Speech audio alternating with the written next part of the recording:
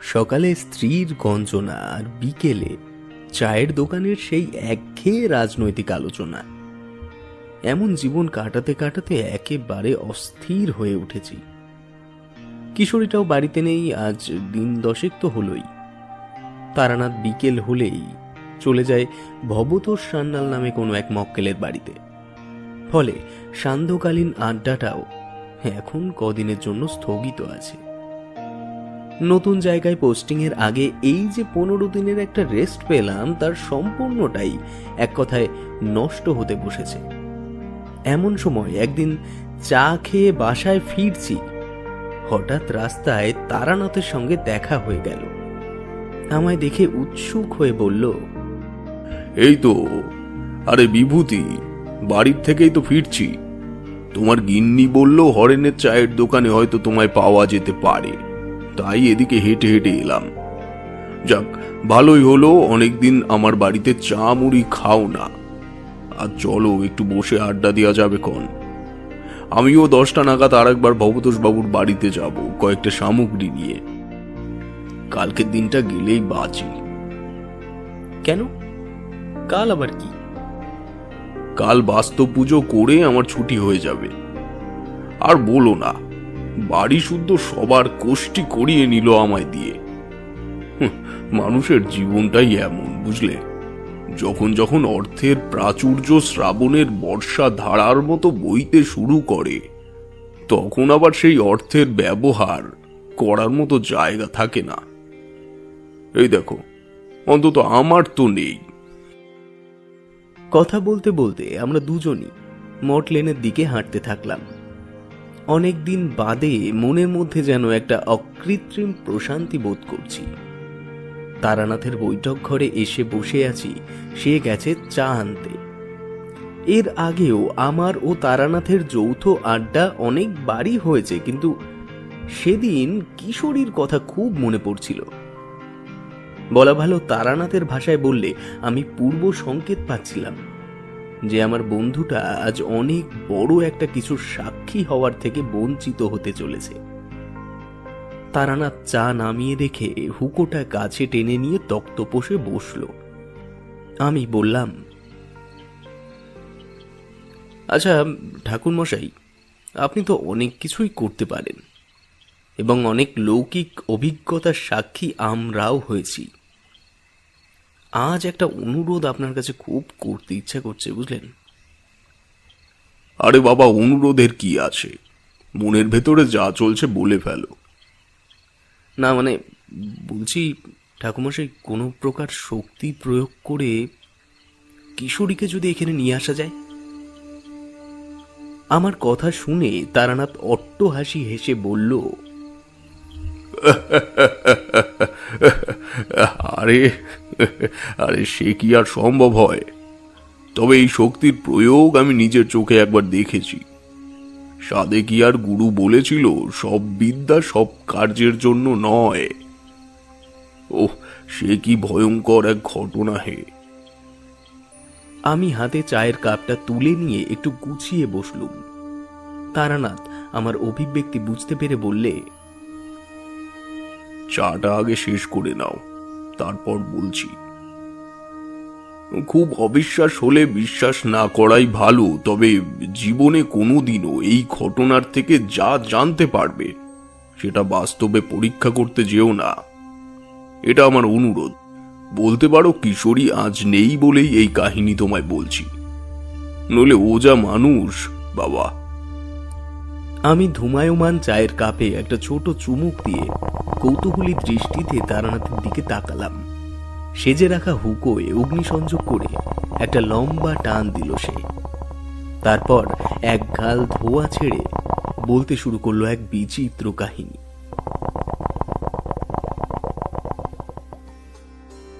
সেবার হাঁটতে হাঁটতে মুর্শিদাবাদ জেলার এক অখ্যাত গ্রামে পৌঁছে গেছিলাম। যদিও হাঁটা পথে যে কজনের মুখে শুনেছি, প্রত্যেকেই বলেছে ওদিকটা নাকি খুব সুবিধা নয়। অপেক্ষাকৃত কম জনবসতি সম্পন্ন জঙ্গলাকীর্ণ জায়গা সেই নিশিরামপুর গ্রাম। তবে সেই গ্রামে পৌঁছানোর মাঝে যে একটা বড় তরঙ্গিনী পার হয়ে যেতে হয়, সেই পূর্বাভাস আমি আগে কাউর থেকেই পাইনি। তখন বিকেল গড়িয়ে কেবল সন্ধ্যা নামার প্রস্তুতি চলছে। ঘাটে নৌকা একটা বাঁধা আছে, কিন্তু মাঝি নেই। অনেকক্ষণ অপেক্ষা করার পরেও যখন কোনো ব্যবস্থা করতে পারলাম না, তখন ঠিক করলাম সেখানেই কাঠকুটো জোগাড় করে একটা ধুনি করে রাতটা কাটিয়ে দিই। সকাল হলে ঠিক একটা উপায় বেরোবেই। সমস্ত সরঞ্জাম একত্রিত করে আগুন জ্বেলে যখন তার সামনে বসেছি, তখন সন্ধ্যা নেমেছে। বসে বসে আমার ফেলে আসা জীবনের কথা, বাড়ির কথা, বাল্যকালের কথা এসব চিন্তা করছি। এমন সময় শুকনো পাতার উপর থেকে কোনো মানুষ হেঁটে আসার শব্দে পেছনে তাকালাম।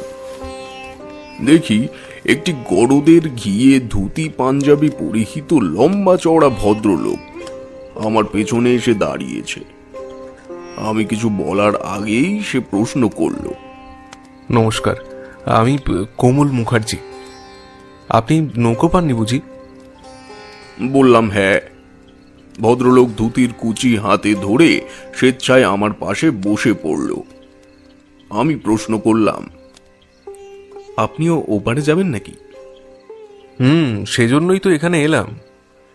তবে ভালোই হলো, হয়তো বাড়ি ফিরে যেতাম, কিন্তু আপনাকে পেয়ে গেলাম, তাই আজ রাতটা এখানেই কাটিয়ে দিই।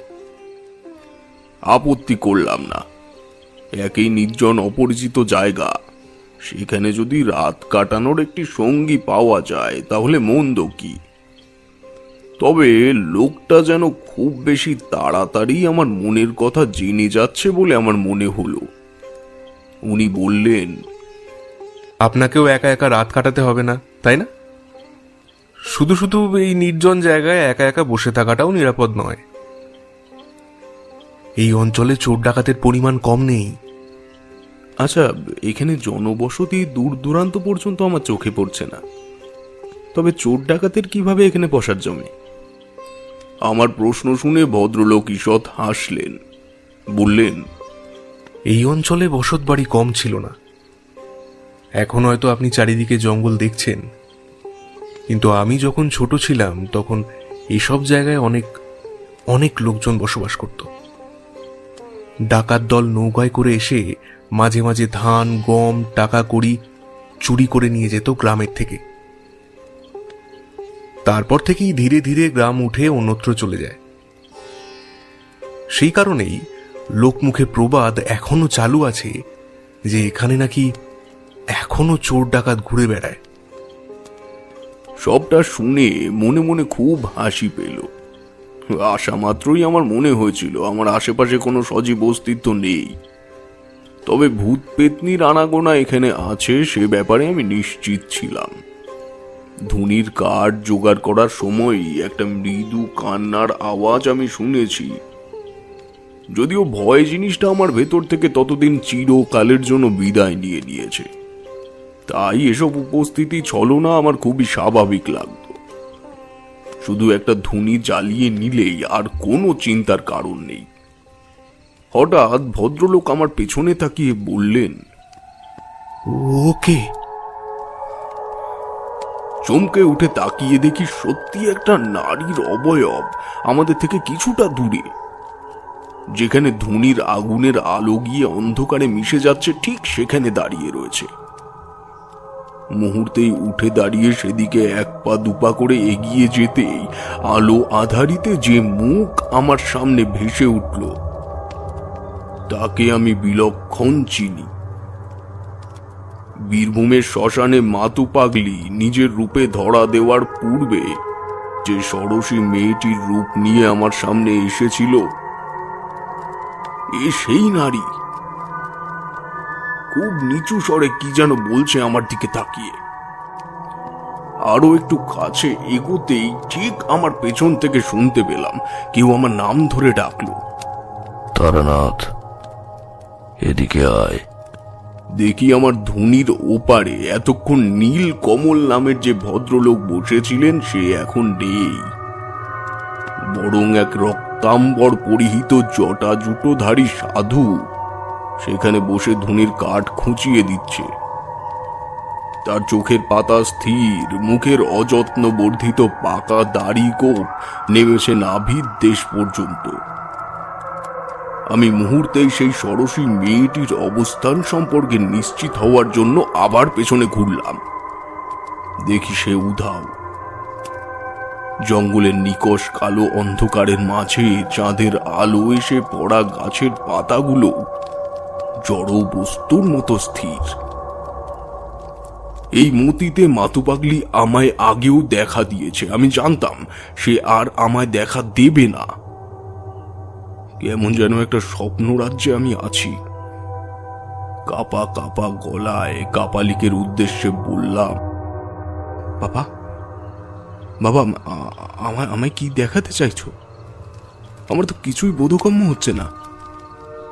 আমি তোকে দীক্ষা দেব। আয়, এদিকে আয়, পাশে বস। একমাত্র ধুনির আগুনটুকুই তখন আমার ভরসা। ওটা বাদে বাকি গোটা পৃথিবীটাই আমার কাছে অপ্রাকৃতিক। পা টিপে টিপে তার পাশে গিয়ে বসতে সে বললে,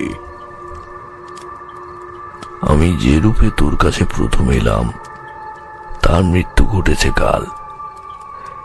নদী পেরিয়ে ঘাটের থেকে উত্তর দিক বরাবর হেঁটে গেলে একটা শাল বন পাবি। ওখানেই নীলকমলের মৃতদেহ পড়ে আছে। শঙ্কর ডাকাত শেষ করেছে ওকে। সওদামিটি আসছিল নিশিরামপুর থেকে, ওর কাছে টাকা কড়ি যা ছিল সবকিছু কেড়ে নিয়ে ওকে হত্যা করেছে শঙ্কর। পথে যখন বেরিয়েছিস পুণ্যার্থী হয়ে, তখন যা, ওর মৃতদেহটা বাড়িতে পৌঁছে দিয়ে তার বিধি অবদ্ধ সৎকারের পথ সুগম কর। তোর পুণ্য হবে।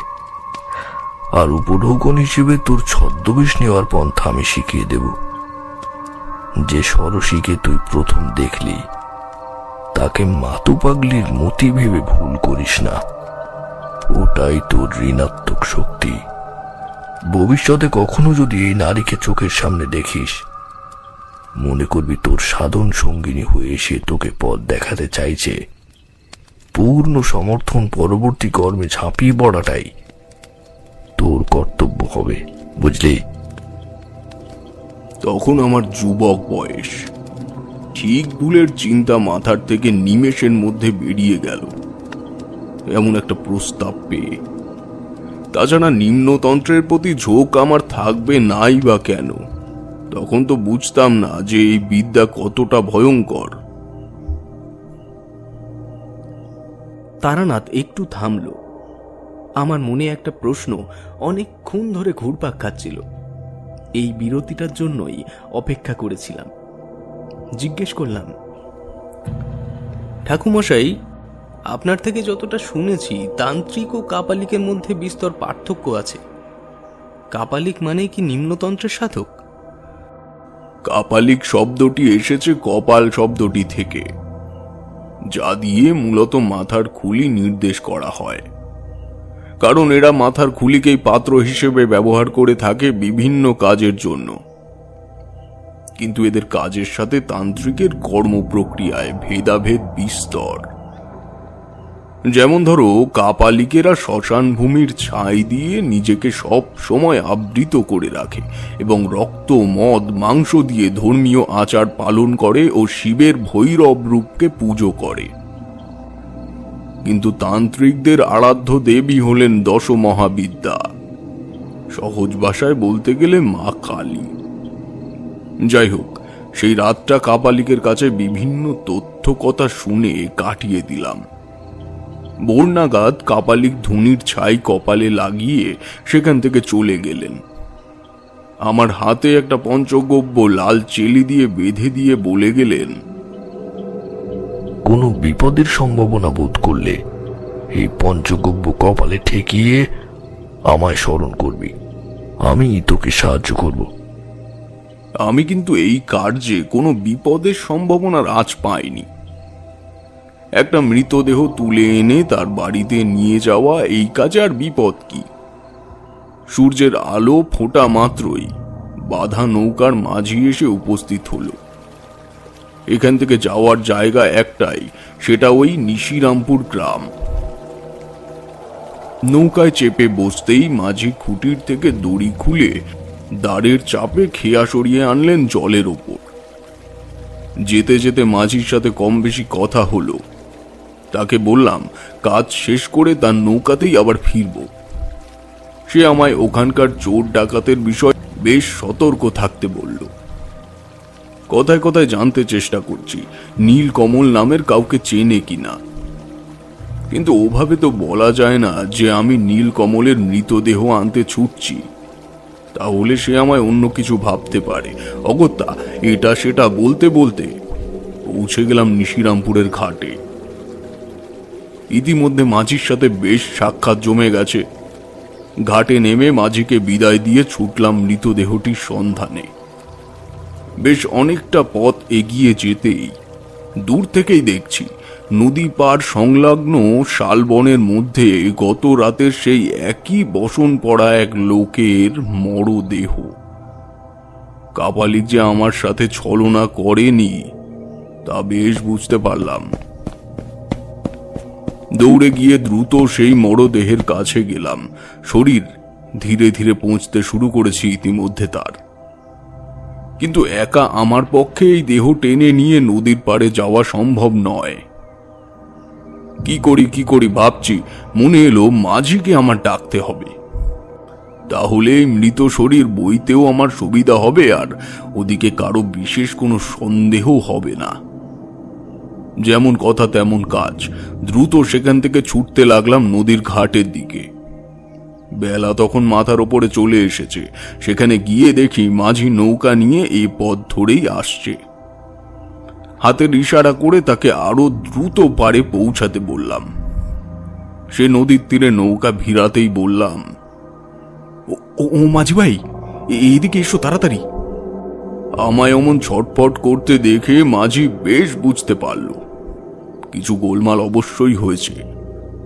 তাড়াতাড়ি আমার কাছে এসে বলল, কি হয়েছে সাধু বাবা? এই তো গেলেন কিছু আগেই, এর মধ্যে আপনার কাজ মিটে গেল? না গো তা নয়, এই সেই কথা বলার জন্য তো তোমার কাছে এখানে এলাম। কি হয়েছে? কোনো বিপদ ঘটলো নাকি? আরে দেখো না, আমি একটু এইদিকে শালবনের মধ্যে দিয়ে সংক্ষেপে রাস্তা ধরে এগোচ্ছিলাম। দেখি শালবনের মাঝে এক লোক মরে পড়ে আছে। আমি তো সেভাবে চিনি না কাউকে। তুমি একটু আমার সাথে এসো, দেখবে চেনো কিনা। আমার কথা শুনে মাঝি বেশ ভালোই ভয় পেল। চোখ মুখে সে ছাপ বিদ্যমান, অঙ্গভঙ্গিতে অনিচ্ছা প্রকাশ পাচ্ছে তার ভালোই। সে বলল, না না না না না না আমি ও পথ মারাবো না। আমি নিশ্চিত যে ওই লোকটাকে ওই ডাকাতরাই মেরেছে। শেষে ডাকাতের হাতে পড়লে আমার প্রাণটা যাবে। আমি যেতে পারবো না, ঠাকুরমশাই ক্ষমা করবেন আমায়। এভাবে বলো না, দেখে যা বুঝলাম তাতে সেই মানুষ মারা গেছে 2 দিন হয়ে গেছে। শরীর পুষতে শুরু করে দিয়েছে। আমার একার পক্ষে সম্ভব নয় তাকে বয়ে নিয়ে আনার। তোমার নৌকাতে তুমি তো অনেক যাত্রী পার করো, তাহলে তুমি চিনতেও পারবে এনাকে পার করেছো কিনা।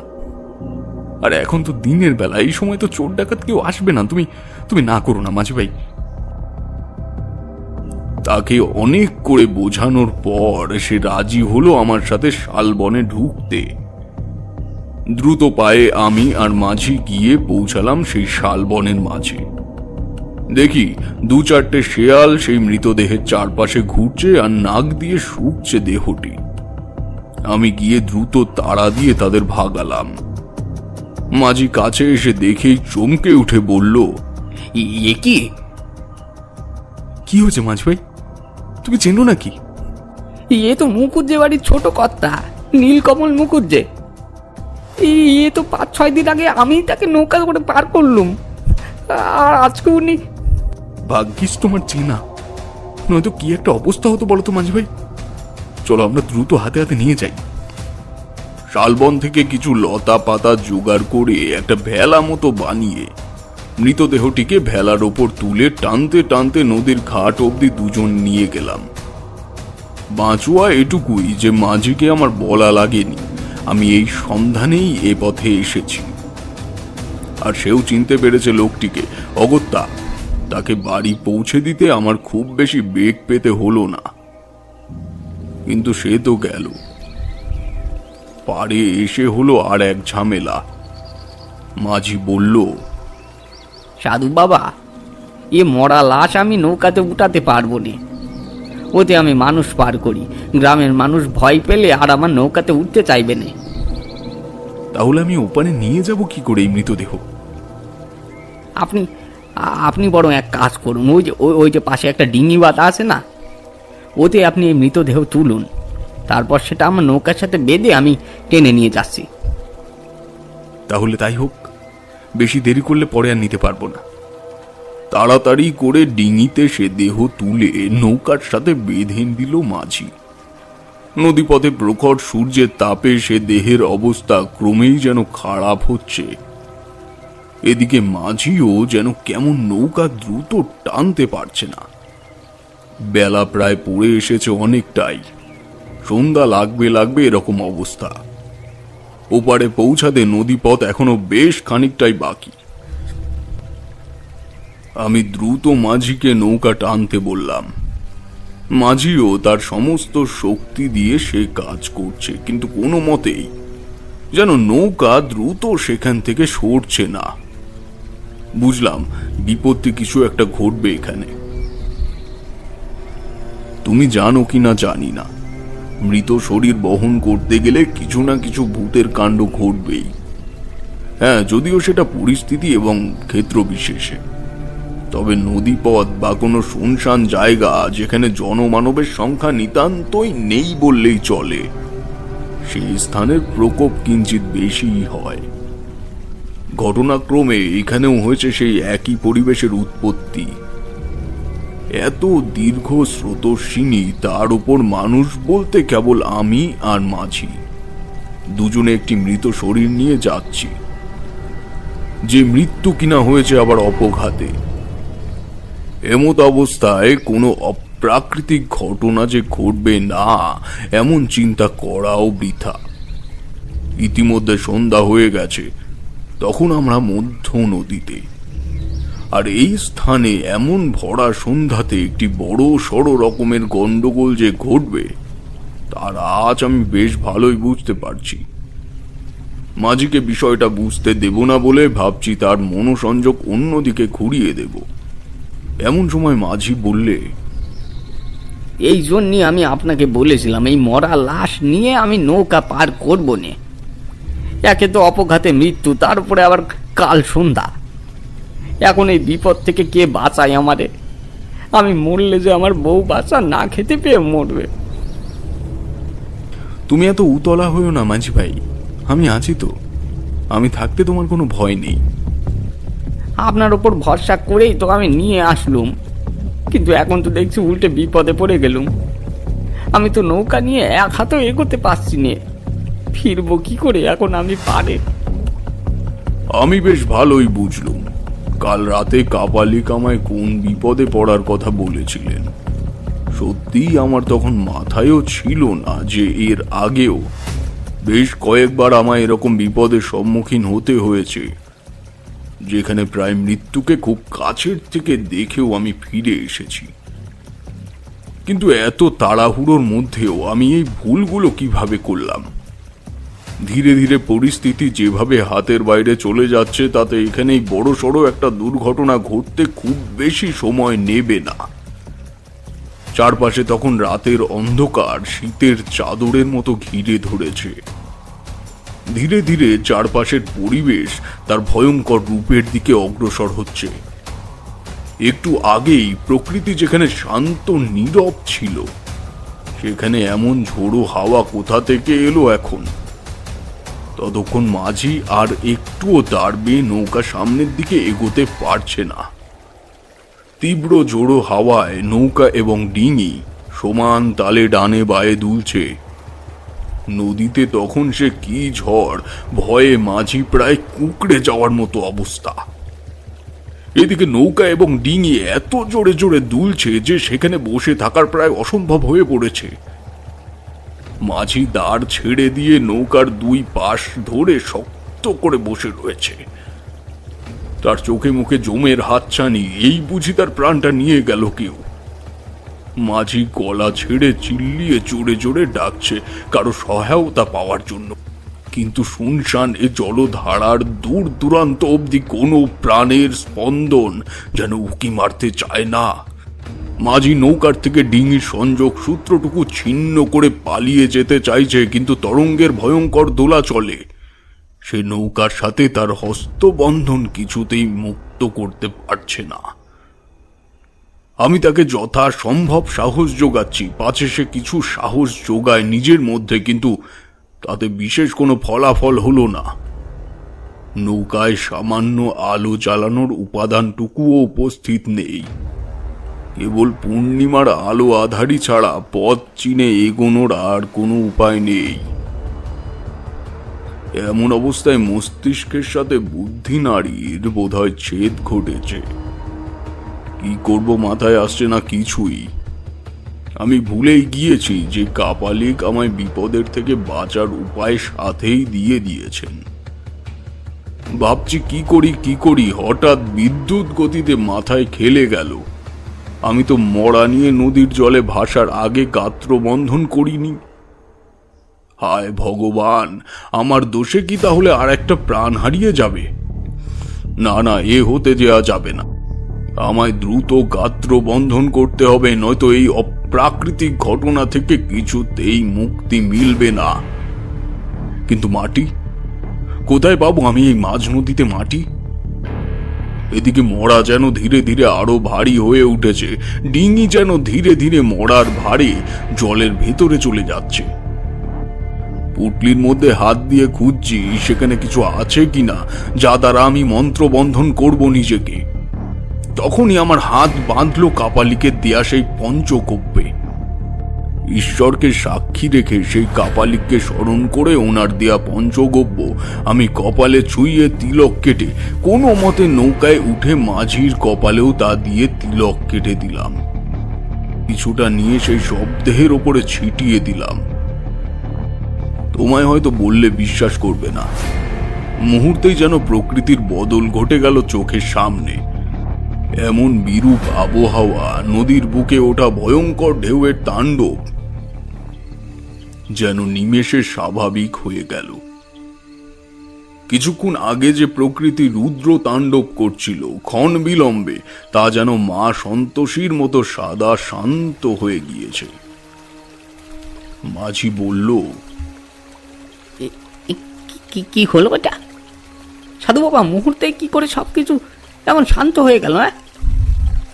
ভগবান সহায় হয়েছেন আমাদের উপর, তিনি রক্ষা করেছেন আমাদের। সত্যি? সেই ছোট থেকে বাবার সাথে নৌকা নিয়ে যাত্রী পার করি, কিন্তু কোনোদিনও এমন কাণ্ড চোখে দেখিনি। শুনেছি এমন হয়, আজকে বাস্তব দেখলাম সাধু বাবা। অবশেষে পূর্ণিমার আলোয় বাকিটা পথ নির্ঝঞ্ঝাটে পার করলাম। ওপারে পৌঁছে দেখি বেশ কিছু লোক নদীর ঘাটে জড়ো হয়ে দাঁড়িয়ে আছে। বোধহয় মুকুজ্জে বাড়ির সদস্য তারা। ঘাটে নৌকা ভিড়তেই সবাই প্রায় হুমড়ি খেয়ে এসে পড়ল নৌকার উপর। তাদের মধ্যে একজন বলে উঠল, ঠিকই ধরেছিলাম, ছোট কর্তার আসতে তো কোনোদিনও এত দেরি হয় না। নিশ্চয় ডাকাতের কবলে পড়েছিল, তাই অকালে প্রাণটা হারালো। হায় রে, গিন্নিমাকে এবার কিভাবে সামলাবে সবাই? হিন্দু মতে সব দেহ দাও করা মহাপুণ্যের কাজ। এমন অবস্থায় পড়ে গেলে কখনো দাহ কাজ সমাপ্ত না করে আসতে নেই। তাই সবার সাথে গেলাম। দাহ সম্পন্ন করে ফিরছি, গভীর রাত তখন। বেশ খানিকটা দূরে এসে দেখতে পেলাম সেই কাপালিক দাঁড়িয়ে আছে।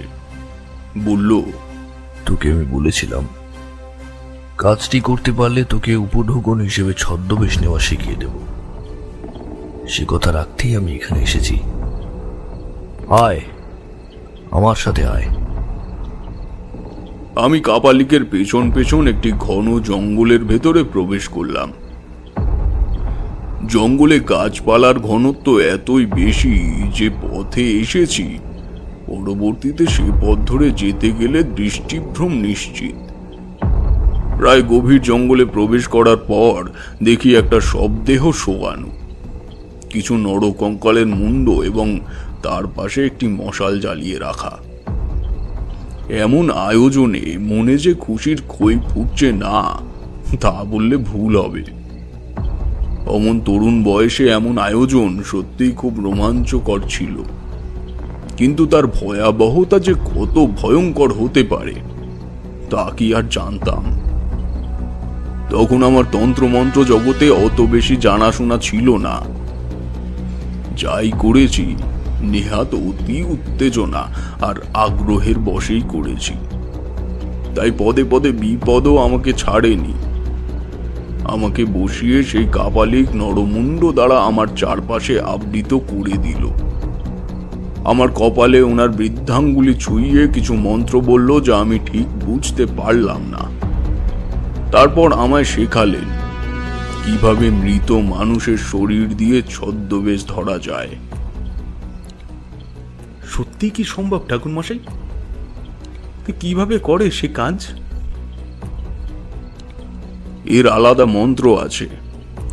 একটি মন্ত্র 31 বার জপ করে মৃতদেহটির ব্রহ্মতালু এবং কপালের মধ্যমণি স্পর্শ করে অন্য হাতের তর্জনী ও বৃদ্ধাঙ্গুলি দ্বারা নিজের কপালের মধ্যমণি এবং ব্রহ্মতালু স্পর্শ করে 9 বার শরীর ধারণের মন্ত্রটি জপ করতে হয়। তারপর ধীরে ধীরে পরিণত হয় সেই ছদ্মবেশ। কিন্তু অতটাও সহজ নয় যতটা ভাবছো। বিশ্লেষণে মনে হচ্ছে খুব সহজ এবং ছোট, কিন্তু কার্যে তা অনেক দূর অবধি প্রশস্ত। যাই হোক, আমার সমস্তটা বুঝিয়ে দেওয়ার পর কাপালিক বলল, শোন, ছদ্মবেশ যখন ধারণ করবি তখন কিন্তু খুব সাবধান। ছদ্মবেশে থাকা অবস্থায় তোর স্থূল দেহ যদি কেউ স্পর্শ করে ফেলে তাহলে কিন্তু তুই আর কোনোদিনও স্থূল দেহে ফিরে যেতে পারবি না। তাই যখনই ছদ্মবেশ ধারণ করিস না কেন, নিজের স্থূল দেহটাকে খুব গোপনীয় এবং সুরক্ষিত জায়গায় রাখবি, যাতে কোনো অবস্থাতেই তুই সেই দেহে ফিরে আসার আগ পর্যন্ত কেউ স্পর্শ তো দূরে খুঁজেও যেন না পায়। ছদ্মবেশ নিতে গেলে অতি উচ্চমর্গের সাধক হতে হয়। যদিও তোর এখন সেই যোগ্যতা হয়নি, কিন্তু কথা যখন দিয়েছি তখন তার মূল্য আমি রাখবো। এই তো গেল তুই কিভাবে দেহের মধ্যে প্রবেশ করবি। এবার তুই। ওনার কথা শেষ হওয়ার আগেই আমি ওনাকে থামিয়ে দিয়ে বললুম, আপনি যেমন বলেছেন তেমনই হবে। আমি আপনার কাছে অতি কৃতজ্ঞ যে আপনি আমায় এমন অবিশ্বাস্য যে কিছু শেখালেন। ধন্য, আপনি ধন্য। শেষ তো করতে দিলি না আমায়। তবে দেখিস বিপদ যেন না বাঁধাস। আর অবশ্যই যদি কোনো বিপদে পড়িস তাহলে মাতো পাগলিকে স্মরণ করিস। আশা রাখি সে তোকে বিপদ থেকে রক্ষা করবে। যা, এবার তোর গন্তব্য যেখানে যাওয়ার যা। আমি সেই স্থান থেকে প্রস্থান করলাম আবার অজানার উদ্দেশ্যে। মনের আনন্দ ভাষায় প্রকাশ করতে পারবো না যে আমি এই বিদ্যা শিখে তখন কি পরিমাণ উৎফুল্ল বোধ করছি।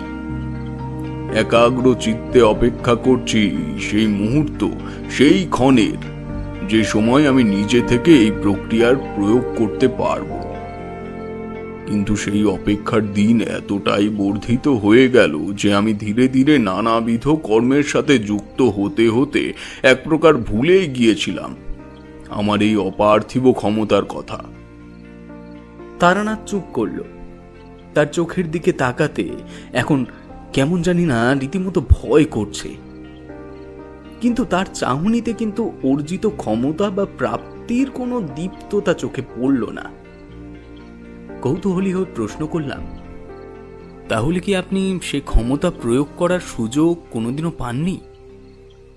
আর আপনি এমনি এত শ্মশানে মশানে থাকতেন, তা এর মধ্যে কোনো এমন মৃতদেহ পেলেন না যার সাহায্যে আপনি শক্তিটিকে পরখ করতে পারেন?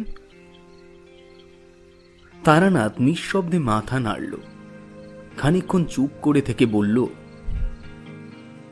মৃতদেহ হলেই হবে না, সেই দেহে বিশেষ কিছু লক্ষণ না থাকলে সে শরীর ব্যবহার করা সম্ভব নয়। মৃতদেহ হলেই হবে না, সেই দেহে বিশেষ কিছু লক্ষণ না থাকলে সে শরীর ব্যবহার করা সম্ভব নয়। যেমন মৃতদেহের 2 পায়ের বুড়ো আঙুলের থেকে তার পাশের আঙুলটির উচ্চতা বড় হতে হবে, চিবুকে কিঞ্চিত ভাঁজ আছে কিনা নজর রাখতে হবে, এবং বিশেষ করে তার মধ্যে ভৈরব বা ভৈরবী হওয়ার লক্ষণ বর্তমান থাকতে হবে। এই মোটেই সহজ কাজ নয়। তবে আমার সাথে যে ঘটনা ঘটেছিল সেই অভিজ্ঞতার কথা মনে পড়লে আজও একান্তে শরীরের ভেতরটা কেঁপে ওঠে।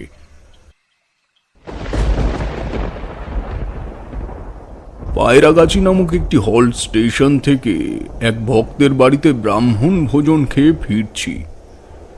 আকাশে সেদিন সকাল থেকেই বেজায় মেঘ জমে আছে।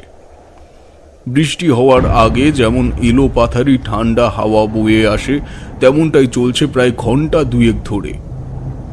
মূল রাস্তা পর্যন্ত একজন বয়োজ্যেষ্ঠ ব্যক্তির সাথে কথা বলতে বলতে এলাম। তারপর সে আলাদা হয়ে তাড়াহুড়ো করে বাড়ির দিকে চলে গেল। আমাকেও সাধলো, কিন্তু অতিথি সেজে এক বাড়িতে থেকে সবে মাত্র বেরিয়ে এলাম, তখন কি আর চক্ষু লজ্জা ত্যাগ করে আবার অন্য বাড়িতে যাওয়া যায়? অগত্যা কিছু দূর হেঁটে একটা মোটা বট গাছ দেখে সেখানে পুটলি পেতে বসে পড়লাম। আকাশ দেখলে মনে হয় কোনো এক বিশেষ সময়কে তলিয়ে দেওয়ার জন্য পরমেশ্বর কোনো রকমে বৃষ্টিটা আটকে রেখেছেন।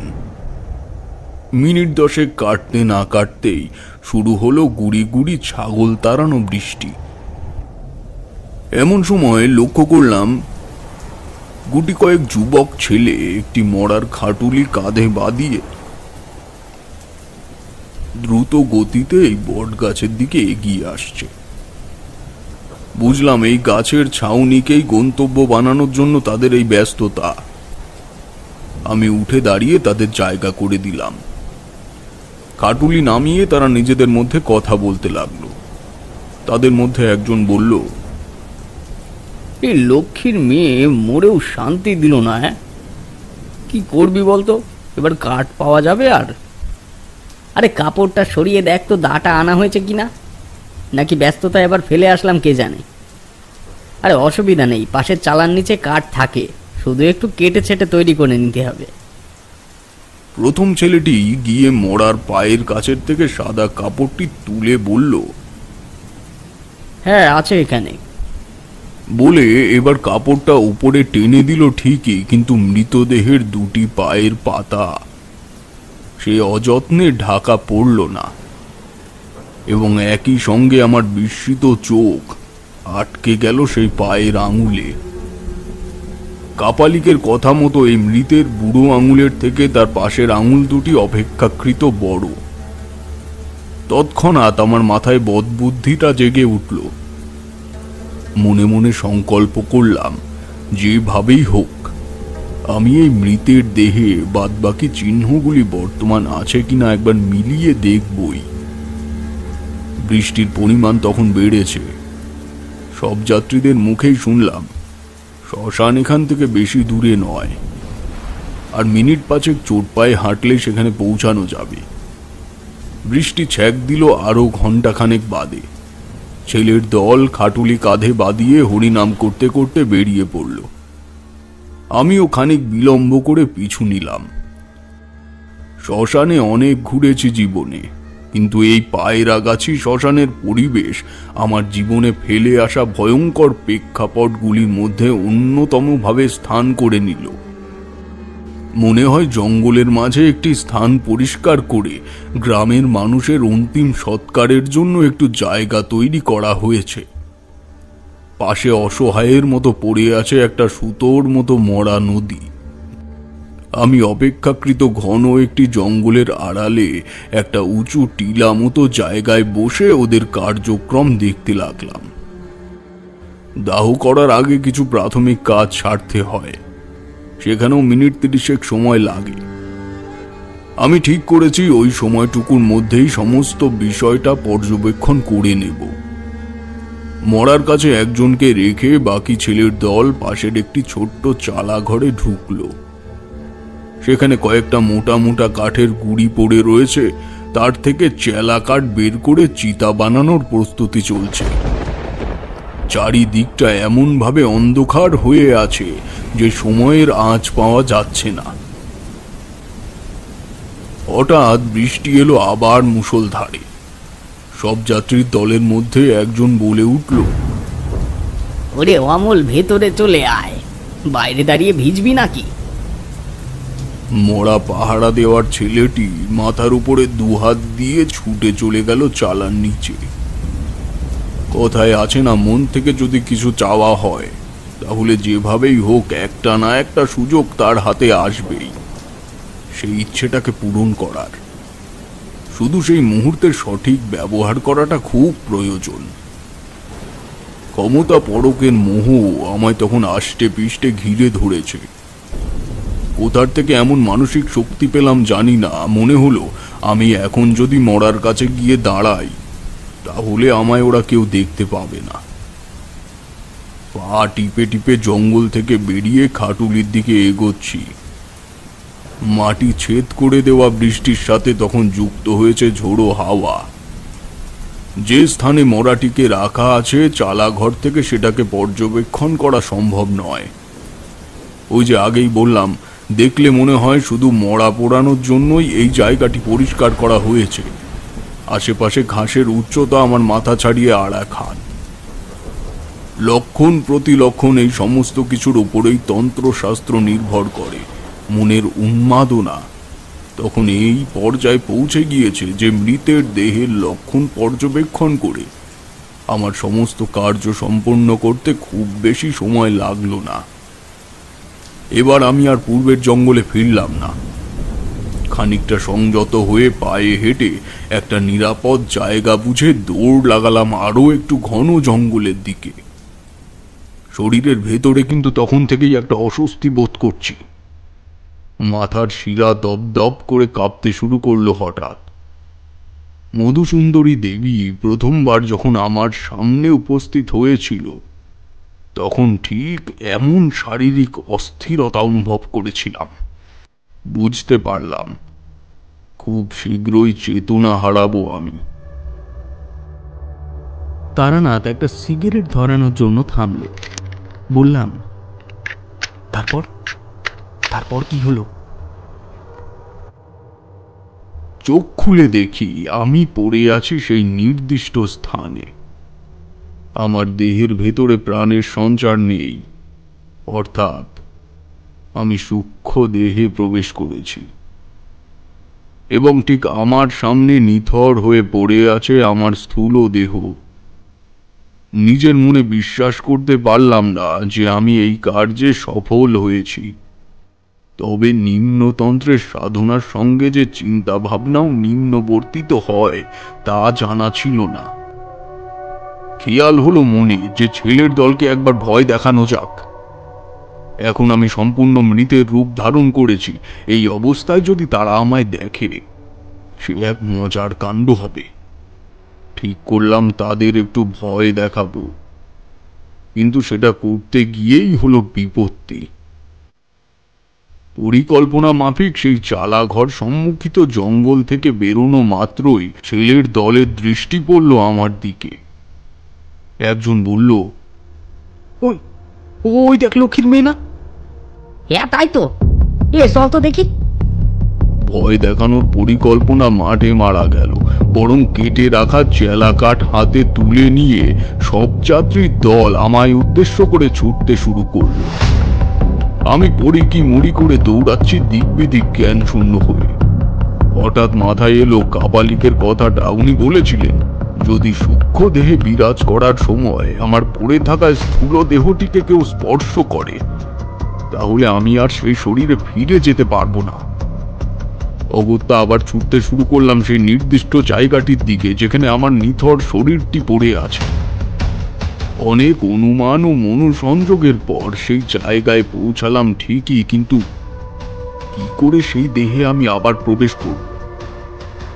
কই, সেই পদ্ধতি তো কাপালিকামায় বলে দেয়নি।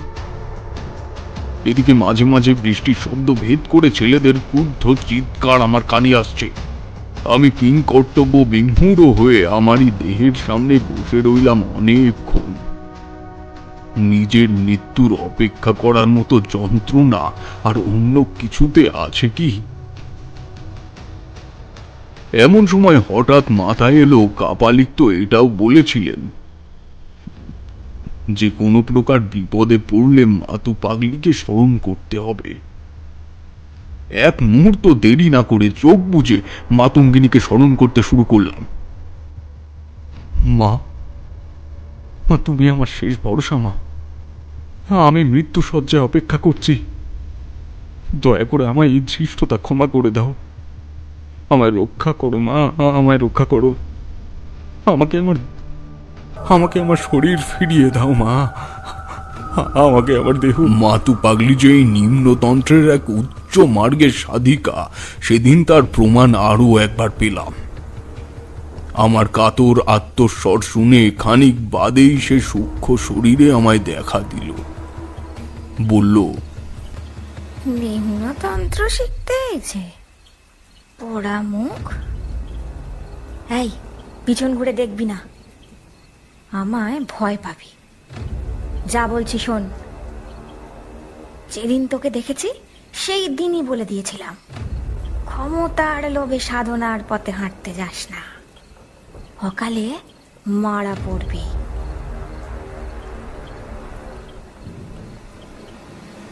ভালোভাবে শোন, হাতে সময় খুব কম। তোর স্থূল শরীরের ডান পায়ের বৃদ্ধাঙ্গুল ধরে মন দিয়ে 9 বার শরীর ধরনের বীজ মন্ত্র জপ কর, তাহলে আবার নিজের দেহে ফিরে আসবি। সেদিন কাপালিক তো তোকে দেহ ধারণের প্রক্রিয়া বলতে গেছিল, কিন্তু ওই যে তোর মোহ, এই মোহের বশবর্তী হয়ে পুরো কথাটা শুনিসনি পর্যন্ত তোকে আর কিচ্ছু বলবো না, কারণ তুই সোনার ছেলেই নোস। তবে এই নিম্নতন্ত্রের ধারে পাশে আর তোকে দেখলে আমি নিজে তোকে গলা টিপে মারব। আমি যাই, ওরা এসে পড়েছে। এই কথা বলে মাতু পাগলি অন্তর্ধান হলেন। আমি দ্রুত তার বলে দেওয়া কথা অনুযায়ী আমার ডান পায়ের বৃদ্ধাঙ্গুলি চেপে ধরে শুরু করলাম বীজ মন্ত্র পাঠ। তারপর আর কিছু মনে নেই আমার। যখন চোখ খুললাম তখন চারিদিকে ঘুটঘুটে অন্ধকার। বৃষ্টির দাপট একটু কমেছে। পাশে তাকিয়ে হাতড়ে দেখি মৃত শরীরটি আমার পাশেই পাথরের মতো হয়ে পড়ে রয়েছে। বুঝতে পারলাম সব যাত্রীরা দেহটিকে তাহলে এখনো খুঁজে পায়নি, কিন্তু তখন অন্ধকারকে তোয়াক্কা না করে অপরিচিত জঙ্গল ভেদ করার শক্তি আমার শরীরে অবশিষ্ট নেই। অগত্যা সেখানে বসেই রাতটা কাটিয়ে দিলাম। সে কি ভয়ানক রাত! বৃষ্টি সম্পূর্ণ ধরে যেতেই আশেপাশে অসংখ্য সবজে চোখ যেন ভাটার মতো জ্বলে উঠল। হাতের কাছে যা পাই তাই ছুঁড়ে মারি সেই চোখের দিকে নির্দেশ করে। এক কথায় সেই রাতে শিয়ালের থেকে মৃতদেহকে রক্ষা করাই ছিল আমার একমাত্র কাজ।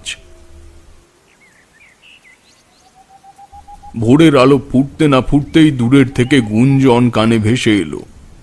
বুঝতে পারলাম এই দেহটিকে খোঁজার জন্য এখন সেই ছেলের দল গ্রামের আরো লোকজনকে নিয়ে এসেছে। আমি সেই গুঞ্জন লক্ষ্য করে এগিয়ে গেলাম। অবশেষে জঙ্গলের কোনো ফাঁকের থেকে একজন আমায় দেখতে পেয়ে হাঁক দিলেন।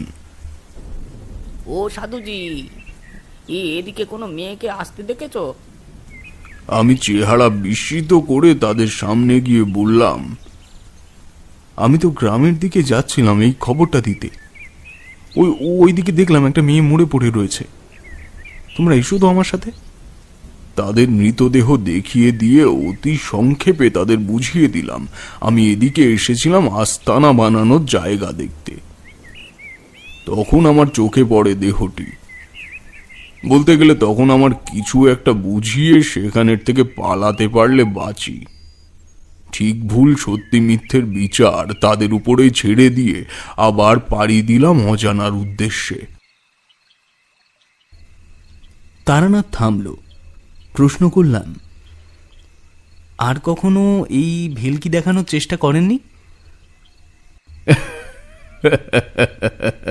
ন্যাড়া বেলতলায় একবারই যায়,